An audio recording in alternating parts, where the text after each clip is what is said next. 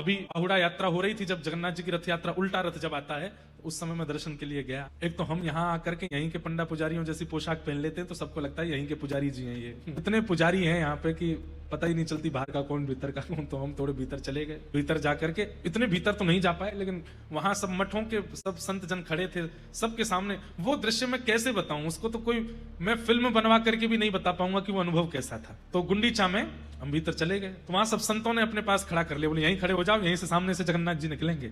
मैंने कहा ठीक है। सबसे पहले श्री बलभद्र जी आए। बलभद्र जी आए तो मेरे सिर में ऐसा लगा कि जैसे मानो किसी ने बर्फ रख दी हो, इतने रोंगटे खड़े हुए, इतने बिल्कुल सामने से बलभद्र जी निकल के गए। उसके बाद फिर सुभद्रा जी आई। सुभद्रा जी को देख करके भी रोम रोम पुलकित हो गया, बिल्कुल सामने से ही जा रहे हैं।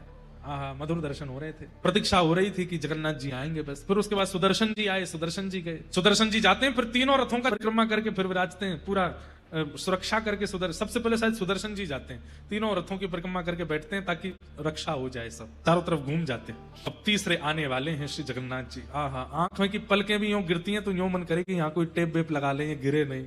वो जैसे ही बाहर निकले तो वो दर्शन हो, मतलब ये कैमरा भी दूर है, ये जो पत्तियां हैं इतनी दूरी खड़े हैं द्वार से, और ऐसे जगन्नाथ जी निकलने वाले। तभी बगल में एक महाराज जी खड़े थे, उनसे बोले आपको पता है महाप्रभु जगन्नाथ जी साक्षात परमात्मा हैं? ये प्रश्न किया गया, ये परमात्मा है, इसका प्रमाण क्या है? तो उसके कई प्रमाण बताए गए, उनमें से एक प्रमाण क्या है, ये जब भी श्री मंदिर से बाहर निकलेंगे और सूर्य की प्रथम किरण में आएंगे तो चाहे एक बूंद गिरे आकाश से गिरेगी, ये इस बात का प्रमाण है कि ये परमात्मा। मैंने कहा महाराज जी, वो घंटे बज रहे थे जोर जोर से, बस अब तो हल्ला शुरू हो गया, महाप्रभु जी आने वाले हैं।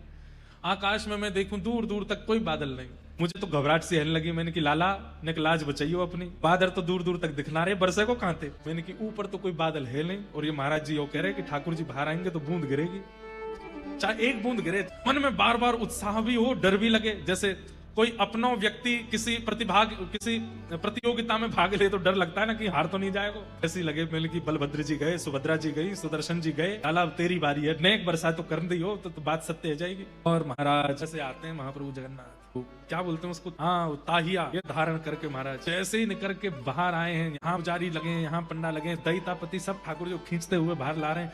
और जैसे ही गुंडीचा मंदिर के मुख्य द्वार से महाप्रभु जी जैसे ही बाहर आए, प्रथम दर्शन हुआ, कहां से बादल आए और तुरंत वर्षा वहां गिरने लगी। पूरा हर्ष और पूरा मंदिर गीला हो गया। मैं तो बता रहा हूं आपको, उस समय जैसे ही वर्षा हुई नेत्र आंसू से भर गए, और जैसे मानो महाप्रभु जी कह रहे हो, बोले ब्रज की मैंने लाज रख ली लाला, तो चिंता मत करे, आती वर्षा कराए कि सिद्ध कर दियो कि मैं ही परमात्मा हूं, मैं ही श्री कृष्ण हूं, मैं ही परमेश्वर हूं।